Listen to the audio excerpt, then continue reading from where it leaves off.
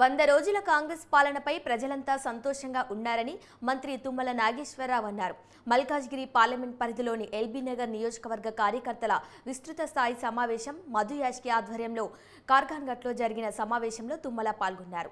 AP ఎన్నికల్లో కాంగ్రెస్ గెలవడం ద్వారా పార్లమెంట్ పరిధిలోని అన్ని అసెంబ్లీ నియోజకవర్గాల్లో సమగ్ర అభివృద్ధి జరుగుతుందన్నారు.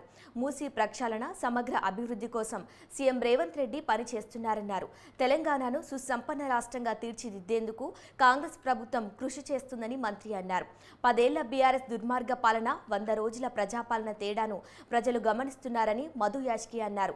ఎమ్మెల్యే సుధీర్ రెడ్డి తన ఆస్తులు చేసిన కబ్జాలను కాపాడుకోవటం కోసం మళ్లీ కాంగ్రెస్లోకి రావాలని ప్రయత్నిస్తున్నాడని, కానీ ఆయన్ను కాంగ్రెస్లోకి రానిచ్చే ప్రసక్తే లేదన్నారు. తనను గెలిపిస్తే నియోజకవర్గంలోని ప్రజా సమస్యలను సీఎం దృష్టికి తీసుకెళ్లి పరిష్కరిస్తానని ఎంపీ అభ్యర్థి సునీతా మహేందర్ రెడ్డి అన్నారు.